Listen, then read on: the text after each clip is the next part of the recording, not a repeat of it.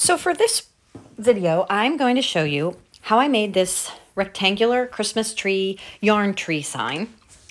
I took some yarn that wasn't super thin, so this had a little bit of thickness. So it's all going to depend on how thick your yarn is, but I wrapped around, I believe, 12 times. I started with the end down at the bottom of my hand and wrapped 12 times, 12 to 13 times around the width of my 4 fingers and ended at the same place where I started, which was at the bottom of my hand. And I clipped it off there and gently slide it off like I do here. I slid it off my hand and laid it down.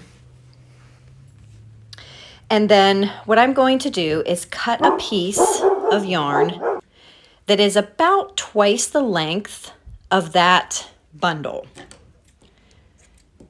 And then you're going to take that piece, and this is very similar to the Yarn Gnome video that I did and the way we did those, but you're going to put it kind of on the top, about like a third of the way from the top, and tie it around in a double knot, real tight. Just don't pull it so tight that it snaps, but tight enough that it won't come back off or slip off the top of that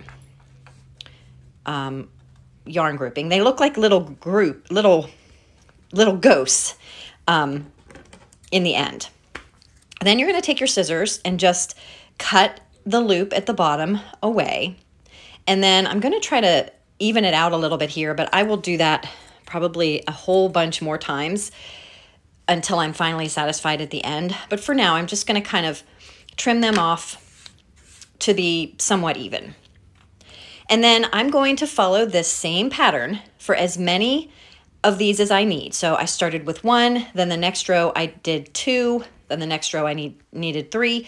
So it all depends on the size of your background. I was just using a wooden background that I used to use for custom signs, and I will be adding a frame to mine later. But you could actually do this, I would think, on the back, like if you put, maybe you might have to paint it, but the back cardboard piece of just a regular framed, a picture frame. I've seen these done on all different backgrounds, but I chose to do mine on wood. So I painted mine red first and wanted to do the white yarn. So I had 1, 2, 3, 4, it looks like 5 rows.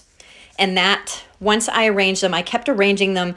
I would get them down a little bit too far, then up a little too far. So I just kept replacing them or sliding them up, sliding them down until I had them about in the center. And then I had just some little skinny little twigs that I was going to group together at the bottom to make what looks like the trunk. So I did at the last second go back and redo my very top one. I decided I wanted to have a little bit of a red different yarn in there to stick out so that it could hang down. And then I just took the hot glue gun and glued behind each one of the tops of these and pressed them down. I put a significant amount of glue behind to make sure that all of those little pieces that are at the top of each bundle would stick. So I did that with every single one of them until I was satisfied, and then added those little twigs, and then I kind of used my fingers to fluff it up and feel to see if there were any loops that didn't get cut. And if there were, I just went ahead and snipped that and then retrimmed, like there's one right there. So I cut that and then I just retrimmed everything. I kind of wanted it to be not necessarily perfect, but there you have it. This is a super easy project.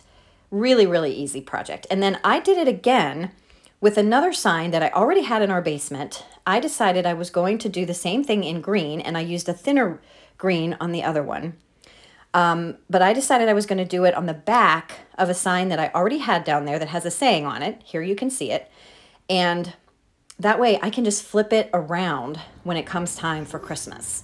So this is a much thinner yarn, so I had to wrap more times around, and I had less rows.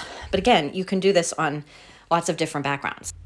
So please subscribe to my channel so that you can see future videos. Follow us on social over at Facebook. We are also on TikTok, Instagram, and Pinterest. And we'll see you next time. Thank you so much.